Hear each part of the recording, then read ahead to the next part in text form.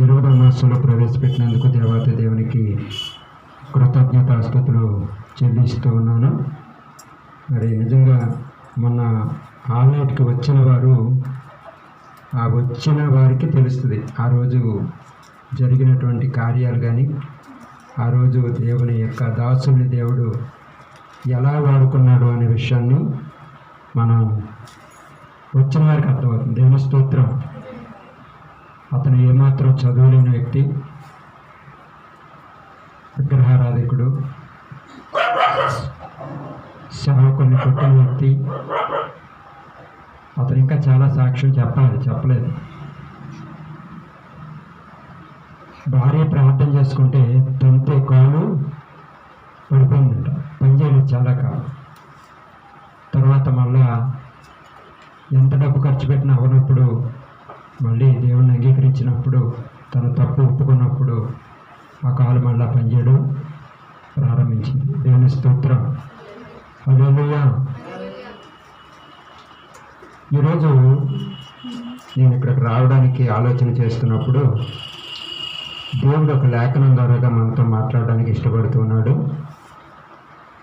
అపోస్తలుడైన పౌలు తిమోతికి రాసిన మొదటి పత్రిక 2వ అధ్యాయం 6వ వాక్యాన్ని ఒకసారి మనం జ్ఞాపకం చేసుకుందాం. ఈయన అందరి కొరకు విమోచన క్రయధనముగా తనను తానే. హల్లెలూయా. ఈయన అందరి కొరకు ఎలా సమర్పించుకున్నాడంట? విమోచన క్రయధనముగా తనను తానే సమర్పించుకున్నాడు అని ఈ లేఖనాలు బట్టి మనం చూస్తున్నాం. అసలు విమోచన అంటే ఏంటి? విమోచన ఎవరికి కావాలి? విమోచన లేకపోతే జరిగే పరిస్థితులు ఏంటి? ఎప్పుడైనా ఆలోచించారా? విమోచన అంటే దానికి మరొక మాట విడుదల అని అర్థం. విడుదల ఎక్కడి నుండి విడుదల? పాపము నుండి విడుదల, శాపము నుండి విడుదల. 1 పేతురు పత్రిక 1వ అధ్యాయం 18వ వచనం ప్రకారం పితృ పారంపర్యాచారం నుండి విడుదల. ఇవన్నీ విడుదల కావాలంటే హెబ్రీ పత్రికలో మనం చూస్తాం కదా, అక్కడ 9వ అధ్యాయంలో చూస్తాం.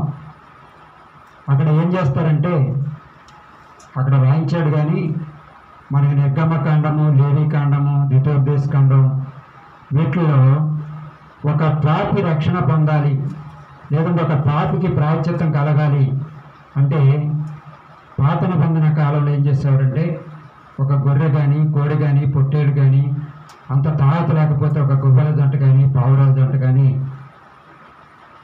తీసుకువెళ్ళి సంవత్సరానికి ఒకసారి అతి పరిశుద్ధ స్థలంలోనికి తీసుకువెళ్ళి ఆ బలిపీఠం మీద దాన్ని వధించి ఆ రక్తాన్ని ఆ బలిపీఠం మీద ప్రోక్షించి అదే రక్తాన్ని వారి మీద కూడా చల్లేటువంటి ఆనవాయితీ ఉండేది. కానీ ఇలా జరుగుతుంది, కానీ మళ్ళా సంవత్సరం మళ్ళా తిరిగి వస్తుంది, కానీ వీళ్ళలో ఎక్కడ మార్పు కనపట్లేదు. అందుకని రోమాపత్రిక రాస్తూ పౌలు గారు అంటాడు 3:23లో, ఏ భేదము లేదు, మనుషులందరూ పాపం చేసి దేవుడు అనుగ్రహించను మహిమను పొందలేకపోతున్నారు అంటాడు. కనుక దేవాతి దేవుడు, తండ్రి అయిన దేవుడికి ఒక ఆలోచన వచ్చింది. వీళ్ళు ఎంతకాలం చేసినప్పటికీ కూడా ఇలాగే జరుగుతుంది, కానీ వీళ్ళకి ఎక్కడా కూడా మార్పు అనేది మనకి కనపట్లేదు అని చెప్పేసి తండ్రి అయిన దేవుడు తన కుమారుడైన యేసుక్రీస్తు వారిని లోకానికి నరావతారిగా పంపించాడు. అదే గలతీ పత్రికలో మనం చూసినప్పుడు 4వ అధ్యాయం చూస్తే, 1వ అధ్యాయం 4వ వచనం చూస్తే, మన తండ్రి అయిన దేవుని చిత్త ప్రకారము క్రీస్తు మనలను ప్రస్తుతపు దుష్టకాలములో నుండి విమోచింపవలనని మన పాపము నిమిత్తము తన్ను తాను అప్పగించుకున్నాడు. ఏ కాలం నుంచి విడిపించాలని? దుష్టకాలముల నుండి, పాపాల నుండి, శాపాల నుండి విడిపించడానికి తన్ను తానే విమోచన ధర్మగా మనకి కోసం అప్పగించుకున్నట్లుగా మనం చూస్తున్నాం. గలతీ పత్రిక 2వ అధ్యాయము 20-21 వచనాల్లో చూస్తే అక్కడ ఏమంటాడు కదా, నేను క్రీస్తుతో కూడా సిలువబడి ఉన్నాను, ఇక జీవించేవాడను నేను కాదు, క్రీస్తే నా యందు జీవించుచున్నాడు, నేను ఇప్పుడు శరీరం మందు జీవించుచున్న జీవితము నన్ను ప్రేమించి నా కొరకు తను తాను అప్పగించుకున్న దేవుని కుమారుడు అందులో విశ్వాసం వలన జీవిస్తున్నాను అంటాడు.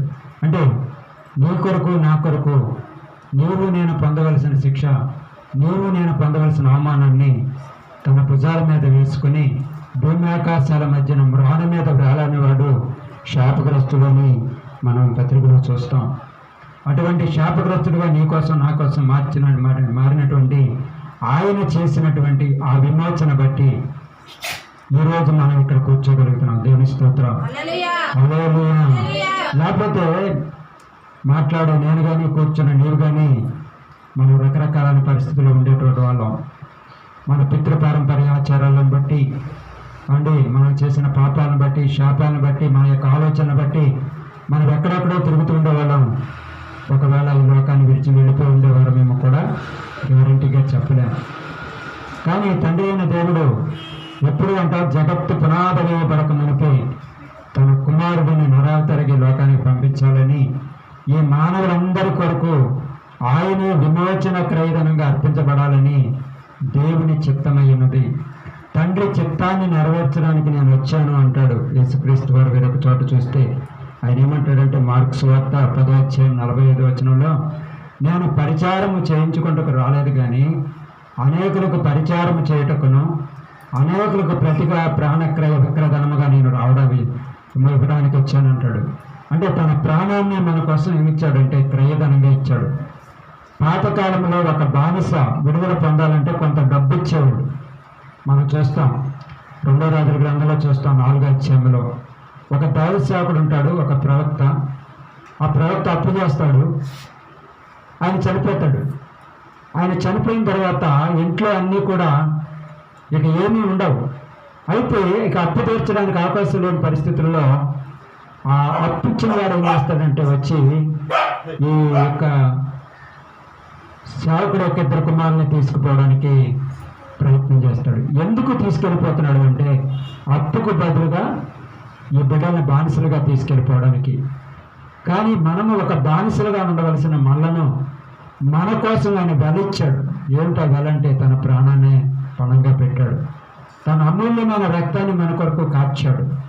మన పాపాల నుండి, శాపాల నుండి, పితృపారంపర్యాచాల నుండి మనల్ని విడిపించడానికి ఆయనే విమోచనముగా మనకి అర్పించబడ్డాడు. అందుకని కీర్తన 49:9 అంటాడు, వారి ప్రాణ విమోచన ధనము బహు గొప్పది, అది ఎన్నటికీ తీరక అట్లుండవలసిందే అంటాడు. 2025 సంవత్సరాల క్రితం రిక్తునిగా వచ్చిన దేవుడు నీ కొరకు నా కొరకు 33.5 సంవత్సరాల వయస్సులో ఇదిగో లోక పాపమును మోసుకొని పోయి దేవుని గొర్రెపిల్లగా భూమి ఆకాశాల మధ్యన వధించబడి సమాధి చేయబడి 3వ నాడు తిరిగి లేచినటువంటి ఆ దినం నుండి ఈ దినం వరకు కూడా ఎన్ని తరాలైతే వస్తున్నాయో, ఆయన రాకడ వరకు కూడా ఎన్ని తరాలైతే ఉంటాయో అన్ని తరాలకి ఒక్కసారి ఆయన వెల చెల్లించాడు. అది ఎప్పటికీ అట్లుండవలసిందే అంటాడు. వారి ప్రాణ విమోచన ధనము బహు గొప్పది, అది అన్నిటికీ తీరక అట్లుండవలసింది అంటాడు. పాత నిబంధన కాలంలో ఏంటంటే ఏటాటా బలు అర్పించాల్సి వచ్చేది, ఏటాటా వెల చెల్లించాల్సి వచ్చేది. కానీ మనందరి కొరకు ఆయన ఒక్కసారి వెల చెల్లించాడు కనుక మనము కేవలం నమ్ముట ద్వారాగా, విశ్వాసము ద్వారాగా, కృప ద్వారాగా మీరు నీతిమంతులుగా తీర్చబడాలని రోమాపత్రిక 3:24 వచనంలో కనపడుతుంది. మనం ఏమైనా వెల చెల్లించామా? మనం ఏమైనా కష్టపడ్డామా అంటే ఏమీ లేదు. మన కోసం వెల చెల్లించిన వాడు ఆయన, మన కోసం కష్టపడ్డవాడు ఆయన, మన కోసం నిందలు భరించిన వాడు ఆయన, మన కోసం అవమానాలు భరించిన వాడు ఆయన, మన కోసం అవహసించబడినవాడు ఆయన, మన కొరకు సొగసైన స్వరూపమైన లేనివాడుగా మార్చబడ్డవాడు ఆయన. నీ కొరకు నా కొరకు భూమి ఆకాశాల మధ్యన మాంసపు ముద్దలుగా మార్చబడినవాడు ఆయన. అందుకని హెబ్రీ పత్రిక 9వ అధ్యాయంలో చూస్తే 11వ వచనం ఒకసారి చూద్దాం. హెబ్రీ పత్రిక 9వ అధ్యాయం 11వ వచనం చూస్తే, అయితే క్రీస్తు రాబోచున్న మేళ్ళ విషయమై ప్రధాన యాజకుడిగా వచ్చి తానే నిత్యమైన విమోచన సంపాదించి హస్తకృతము కానిది అనగా ఈ సృష్టి సంబంధము కానిది మరీ ఘనమైనది పరిపూర్ణమైనదైన గుడారము ద్వారాగా మేకల యొక్క కోడల యొక్క రక్తంతో కాక తన స్వరక్తముతో ఒక్కసారే పరిశుద్ధ స్థలములో ప్రవేశించాడు. అండి దేని ద్వారా ప్రవేశించాడంట? తన స్వరక్తము ద్వారా. ఒక్కసారే ఏటాట బల్లర్పించాల్సిన అవసరం లేదు. ఏటంట మరి ఏ కార్యాలు చేయాల్సిన అవసరం లేదు, కానీ ఒక్కసారి ఆయన బలర్పించాడు. కనుక మనం ఏం చేయాలంటే దాని యందు విశ్వాసం ఉంచాలి. రోమా 10:9 ప్రకారం ఏమంటాడంటే, యేసు క్రీస్తు ప్రభువు నోటితో ఒప్పుకొని దేవుడైన మృతులను లేపిన హృదయమందు విశ్వసించబడితే చాలు, నీవు రక్షించబడతావు. మన కోసం వెల చెల్లించింది ఆయన, మన కోసం శ్రమ పట్టబడింది ఆయన, మన కోసం గాయపరచబడినవాడు ఆయన, మన కోసం దూషింపబడినవాడు ఆయన, మన కోసం వెల చెల్లించింది ఆయన. ఇది ఎలాంటి విమోచన అంటే నిత్యమైన విమోచన. నిత్యమైన విమోచన. నిత్యమైన విమోచన అంటే ఎవరైతే ఆయన విశ్వాసం ఉంచుతారో, నా పాపాల కొరకు నా శాపాల కొరకు ఒక ఆయన ప్రాణం పెట్టాడు, వెల చెల్లించాడని ఎవరైతే విశ్వసిస్తారో, అయ్యా నేను పాపిని నన్ను క్షమించని ఎవరైతే అడుగుతారో, ఎవరైతే ఆయన ఒప్పుకుంటారో, ఎవరైతే ఆయన నామలో రక్షణ పొందుతారో వాళ్ళందరికీ ఏం కలిగినట్లంటే నిత్యమైన విమోచన కలిగినట్లే. అందుకని వేరే చోట ఉంటాడు కదా, నీ పాపము నేను ఎన్నటికీ జ్ఞాపకము చేసుకోను అన్నాడు. ఎప్పుడూ జ్ఞాపకం చేసుకోడంట, ఎందుకంటే ఆల్రెడీ మన కోసం వెల చెల్లించింది ఆయన. అది నిత్యమైన విమోచన. పాతకాలంలో విమోచన ఉండేది, సంవత్సరానికి ఒకసారి బలు అర్పించాల్సి వచ్చేది. కానీ ఇప్పుడు ఏమిటంటే ఇది నిత్యమైన విమోచన. ఈ నిత్యమైన విమోచన ద్వారాగా మనందరినీ కూడా ఆయన నిర్దోషులుగా చేయాలని, అని పాపమందు మృతులుగా చేయాలని ఆయన నిత్యమైన విమోచన సంపాదించాడు అని చూస్తాం. అది ఎలాంటిదంటే ఈ సృష్టి సంబంధము కానిది, ఈ సృష్టి సంబంధమైనటువంటిది కాదు. ఆయన జీవితము ఈ సృష్టి సంబంధమైనటువంటిది కాదు. ఆయన మరియ గర్భాన్ని పుట్టాడు, కానీ మరియ గర్భాన్ని పుట్టడానికి పరిశుద్ధాత్మ దేవుడే కారణమయ్యాడు. పరిశుద్ధాత్మ వలన ఆమె గర్భం ధరించింది. కేవలము ఆమె గర్భాన్ని ఒక సాధనంగా వాడుకున్నాడు అంతే. ఎందుకంటే ఆయన దేవుడిగా వస్తే కనుక మనం ఎవరిని చూసి బ్రతకలేం. తర్వాత ఆయన చేసే పనులు ఎవరికి కూడా అర్థం కాదు. ఆయన నరావతారుగా వస్తేనే, రిక్తునిగా వస్తేనే, దాసునిగా వస్తేనే ఆయన ప్రేమ ఏంటో, ఆయన విలువ ఏంటో, ఆయన చేసే కార్యాల యొక్క మహత్యం ఏంటో మనకి అర్థమవుతుంది అని తండ్రి అయిన దేవుడు మరియ గర్భం ద్వారాగా నరావతారిగా ఈ లోకానికి ఆయన్ను ఉద్భవింప చేశాడు. సో కాబట్టి ఈరోజు మనకి ఆయన నిత్యమైన విమోచన ఇచ్చాడు. అందుకని ఏమన్నాడు? కోడల యొక్క మేకల యొక్క రక్తంతో కాక తన స్వరక్తముతో ఒక్కసారే పరిశుద్ధ స్థలములోనికైనా ప్రవేశించాడంట. కనుక ఆయన చేసినటువంటి మనందరి కోసం విమోచన క్రయధనంగా ఆయన చెల్లించబడ్డాడు. కనుక మనందరం ఏంటంటే నమ్మాలి. నమ్మితే చాలు, నువ్వేమి కార్యాలు చేయాల్సిన అవసరం లేదు. మందిరానికి రావాలి, ప్రార్థనలో పాల్పంపులు పొందుకోవాలి, వాక్యాన్ని వినాలి, వాక్యాన్ని ధ్యానం చేయాలి, ఒప్పుకోవాలి. ఒప్పుకొని విడిచిపెట్టినప్పుడు, అయ్యా నా పాపాల కొరకే నువ్వు నలగొట్టబడ్డావు కదా, నా పాపాల కొరకే నువ్వు సులమరణం పొందావు కదా, నా పాపాల కొరకే సరసైన సులభమైన లేనివాడికి అయ్యావు కదా, నేను పొందవలసిన శిక్ష నువ్వు పొందావు కదా అని మన నోటితో ఒప్పుకొని హృదయం నుండి విశ్వసిస్తే చాలు, రక్షించబడతాం. ఎందుకంటే మన కోసం వెల చెల్లించింది ఆయన, కష్టపడింది ఆయన. తండ్రి చిత్తాన్ని నెరవేర్చడానికి నేను వచ్చాను అంటాడు. ఆయన తండ్రి చిత్తం ఏంటి అంటే నశించని దాన్ని వెతికి రక్షించడమే. దేవుని స్తోత్రం. లేదా మనందరం కూడా నశించిపోయి నరకానికి పోయేటువంటి వాళ్ళం.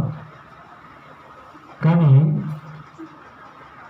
యోహాను సువార్తలో అంటాడు కదా, మంచి కాపరి తన గొర్రెల కొరకు ప్రాణము పెట్టును.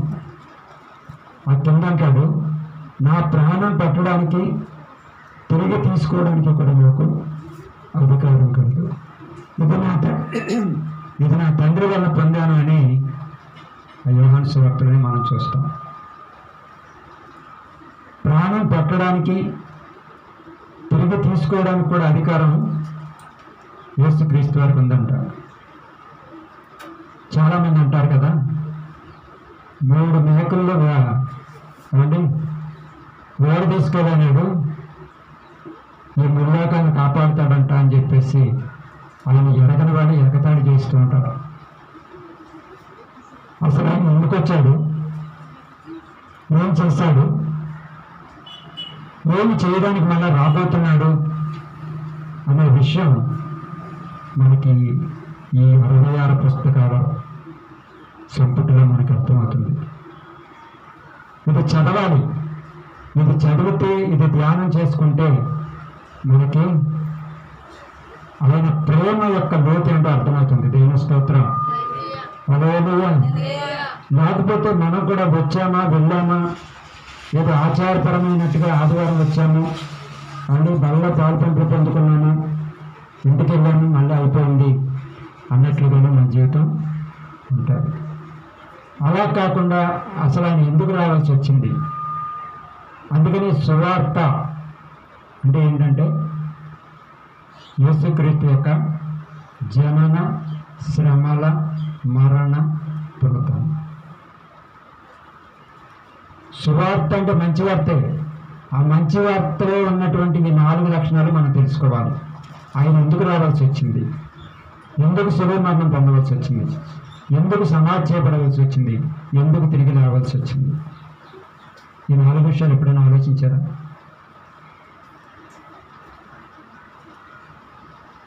ఆలోచించినట్లయితే ఆయన వచ్చిన చిత్తం ఏంటో మనకు అర్థమవుతుంది. లేకపోతే మనం కూడా ఎలా ఉంటామంటే విని విడిచి వెళ్ళిపోయేవారుగా ఉంటాం. అందుకనే కీర్తనగాడు ఎప్పుడో చెప్పాడు ఏంటంట, వారి ప్రాణ విమోచన ధనము బహు గొప్పది, అది ఎన్నటికీ తీరక అట్లుండవలసిందే అంటాడు. పేతురు గారు అంటాడు, 1 పేతురు 1వ అధ్యాయము 18వ వచనంలోను, 2వ అధ్యాయము 23-24 వచనంలోను ఆయన ఒక మాట చెప్తాడు. ఒకసారి చూద్దామా? 1 పేతురు 1వ అధ్యాయం 18వ వచనం. పుత్ర పారంపర్యమైన మీ వ్యర్థ ప్రవర్తనను విడిచిపెట్టినట్లుగా వెండి బంగారముల వంటి క్షయ వస్తువుల చేత మీరు విమోచింపబడలేదు కానీ అమూల్యమైన రక్తము చేత అనగా నిర్దోషమును నిష్కళంకమగు గొర్రెపిల్ల వంటి క్రీస్తు రక్తము చేత విమోచింపబడుతురని మీరు.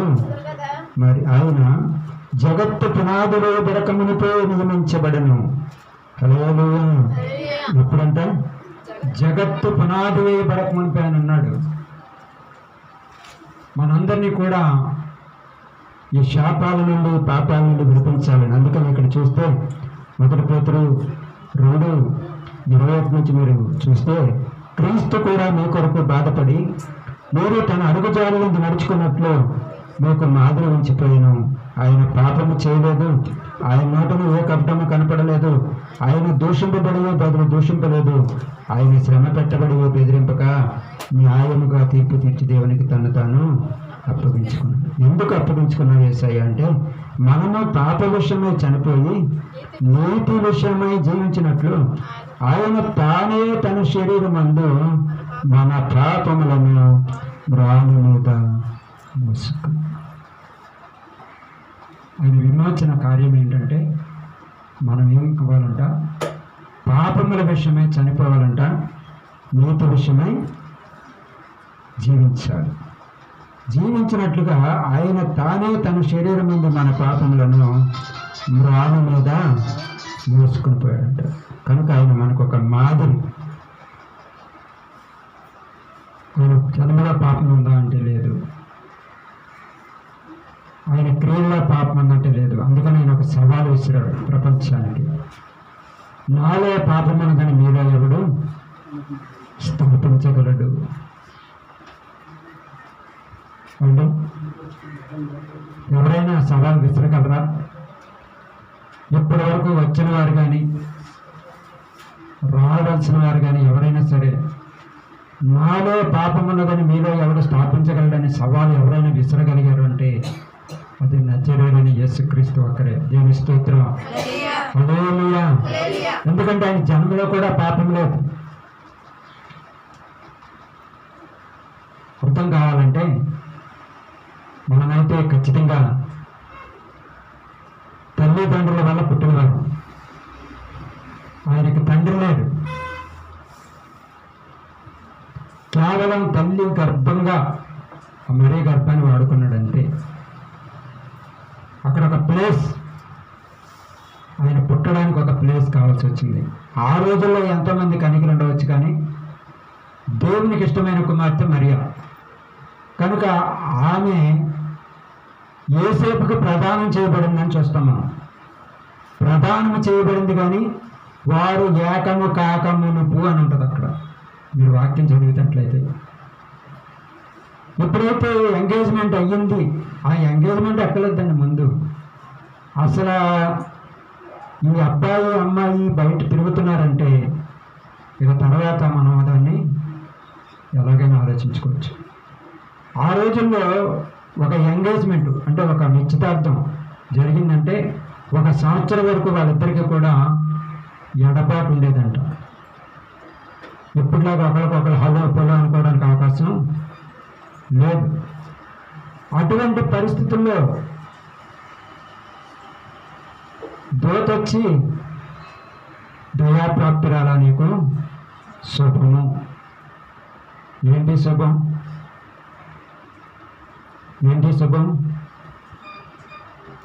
అండి? ఏంటో శుభం అక్కడ ఉంటుంది. ఏముంది? నీ ఒక కుమారుని కానీ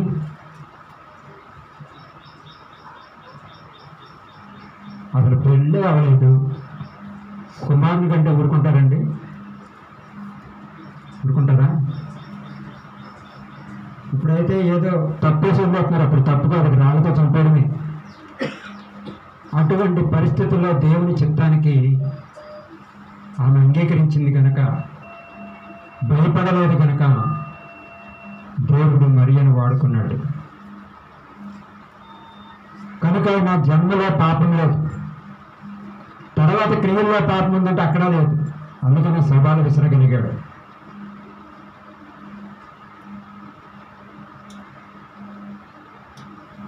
ఆయన పాపరహితుడు. పాపరహితుడైన దేవుడు పాప సహితుడిగా మారాడు. దేవుని స్తోత్రం. మన పాపాలన్నీ కూడా సహించాడు. ఇదిగో లోక పాపములు మోసుకొని పోవు దేవుని గొర్రె పిల్ల,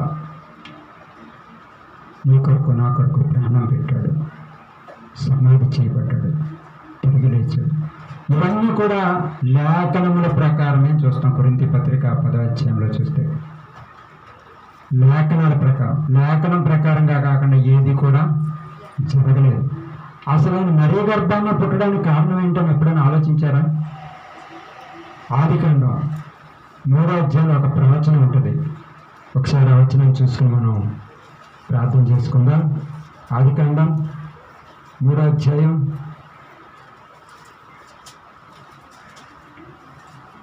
11వ వచనం. మరియు నీకును స్త్రీకిని నీ సంతానమునకు ఆమె సంతానమునకును వైరము కలుగజేసేదను. అది నిన్ను తల మీద కొట్టును, దేవుడు దానిని మడిమ మీద కొట్టుదువని చెప్తాను. ఇక్కడ నేను ఎవరుంటాం? స్త్రీ సంతానం. మనందరం ఎవరి సంతానం? పురుష సంతానం. ఆయన అక్కడ మాత్రమే స్త్రీ సంతానం. స్త్రీ సంతానం కనుక ఆ అపవాదిని ఎదిరించడానికి శక్తిమంతుడయ్యాడు. దేవుని స్తోత్రం. హల్లెలూయా. కనుక ఆయన చేసినటువంటి విమోచన ధ్యానం చేస్తే చాలా లోతుగా ఉంటుంది. విమోచన అనే విషయం బైబిల్లో 27 చోట్ల ఉంటుందండి. మీరు ఒకసారి ఆలోచన చేసుకోండి, చదువుకోండి. తర్వాత 27 సార్లు ఉంటుంది విమోచన అనేది. కానీ ఆ విమోచనలన్నిటిలో కూడా విలువైన విమోచన ఏంటంటే నిత్యమైన విమోచన. నిత్యమైన విమోచన అంటే మళ్ళా దానికోసం వేల చెల్లించాల్సిన నెసెసిటీ లేదు. పాతకాలతో సంవత్సరానికి ఒకసారి వెళ్ళాలి, అతి పరిశుద్ధ స్థలంలో రావాలి, ఆ బలి అర్పించాలి, మళ్ళా పోవాలి. కానీ మనందరి కొరకు ఒక్కసారే అతి పరిశుద్ధ స్థలంలో ఆయన ఎలాగొచ్చాడంటే ప్రధాన యాజకుడిగా వచ్చాడంట. ఆయన ఒక్కసారే కోడల యొక్క మేకల యొక్క రక్తంతో కాక తన స్వరక్తంతో ఒక్కసారి అతి పరిశుద్ధ స్థలంలో ప్రవేశించాడు. కేవలం మీరు నేను పొందవలసినటువంటి శిక్ష, మీరు నేను పొందవలసిన అవమానం, మీరు నేను పొందవలసిన అపహాస్యం, ఇవన్నీ కూడా మీ పక్షంగా నా పక్షంగా ఆయన పొందాడు. సిలువలో సాగింది యాత్ర, కరుణామయుని దయగల పాత్ర. సిలువలో సాగింది యాత్ర, కరుణామయుని దయగల పాత్ర. ఎవరి కోసమో ఈ జగతి కోసమే, ఈ జనుల కోసమే, ఈ జగతి కోసమే, ఈ జనుల కోసమే సిలువలో సాగింది యాత్ర, కరుణామయుని దయగల పాత్ర. పాలుగారు దేహంబు పైన పాపాతుల కొరడాలు ఎన్నో, పాలుగారు దేహంబు పైన పాపాతుల కొరడాలు ఎన్నో. నాట్యమాడినాయి నడి వీధిలో నడిపాయి, నాట్యమాడినాయి నడి వీధిలో నడిపాయి. నోరు తెరువలేదాయ ప్రేమ, బదులు పలుకలేదాయ ప్రేమ. నోరు తెరువలేదాయ ప్రేమ, బదులు పలుకలేదాయ ప్రేమ. ఇది ఎవరి కోసమో? ఈ జగతి కోసమే, ఈ జనుల కోసమే, ఈ జగతి కోసమే, ఈ జనుల కోసమే. నీ కోసమే, నా కోసమే, నీ కోసమే, నా కోసమే. హల్లెలూయా. ఎప్పుడన్నా అనుకున్నారా నా కోసమే? వాళ్ళు ఎప్పుడన్నా అనుకున్నారా? పాట పాడుతున్నారు ఈ జనుల కోసమే, ఈ జగతి కోసమే. ఈ జన్మలో నీవు నేను కూడా ఉన్నాం ప్రియ చెల్లి, అక్క, తమ్ముడు. అవునా కదా? ఎప్పుడైనా ఆలోచించారా? పాలుగారి దేహం మీద పాపాత్ముల కొరడాలను అంట, రేపు నాగల చావలలో దున్నపడింది, కాళ్ళల్లో చేతుల్లో మేకలు తెగొట్టబడ్డాయి, తల మీద ముళ్ళ కిరీటం, శరీరం అంతా రక్తంతో నింపబడింది. భూమి ఆకాశాల మధ్యన తండ్రి వారేమి చేయుచున్నారో వీరెరుగరు గనుక వీరిని క్షమించండి అన్నాడు. శిలువ దగ్గరికి వచ్చిన వారితో ఏమన్నాడు? అమ్మా, నా కోసం ఏడవకండి, నీ కోసం, నీ బిడ్డల కోసం ఏడవమన్నాడు. హల్లెలూయా. ఎందుకు ఏడవాలి అంటే వారు నిత్య నరకానికి పోకుండా నిత్య జీవాన్ని స్వతంత్రించుకోవాలని. హల్లెలూయా. మనం ప్రార్థన చేస్తుంటాం, అయ్యా నా బిడ్డ ఐఏఎస్ కావాలి, ఐపీఎస్ కావాలి, జాబ్ కావాలి, మంచి చదువు కావాలి. ఇవన్నీ అవసరమే, వీటికంటే అత్యవసరమైనది అయ్యా నా కుమారుని రక్షించు, నా కుమార్తెను రక్షించు నాయనా, నీ జగడ గల దొంగ ఊపి స్థలంలో ఉన్నాం ప్రభా. గడిచిన వాళ్ళు అయ్యగారు చెప్పారు, ఎక్కడ ఉన్నామంట మనం? సాతాను కాపురం ఉన్న స్థలంలో ఉన్నాం. హల్లెలూయా. ఆ స్థలంలో ఉండి నా బిడ్డను తప్పించునైనా. ఏనాడైనా ప్రార్థన చేస్తున్నామా? ఎంతసేపు అప్పులు కావాలి, ఇల్లు కట్టుకోవాలి అండి, రకరకాలైనటువంటి ఈ లోక సంబంధమైన వాటి కోసం మనం ఆలోచిస్తాం, కానీ ఆత్మ సంబంధమైన వాటిని వెతకాలి.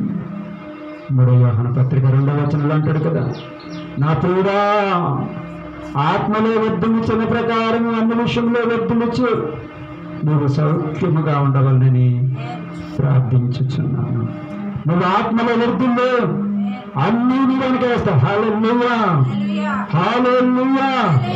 నువ్వు శారీరకమైన బతికినంత కాలం కూడా అవన్నీ కూడా నీకు దూరం అయిపోతాయి. సమస్తాన్ని మన కోసం సిద్ధపరిచిన వాడు ఆయన. దేవుని స్తోత్రం. హల్లెలూయా.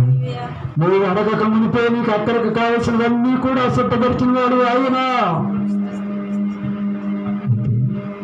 దేవా, ఎవరట కెట్టును అంటాడు కదా, యావి పరిశుద్ధాత్మనాథుని తీసివేయకునైనా సమ్మతి గల మనసు నాకు మరలా పుట్టించు, రక్షణ నాకు మరలా కలుగు చేయని కీర్తనకాడు దావీదు ప్రార్థన చేస్తూ ఉన్నాడు.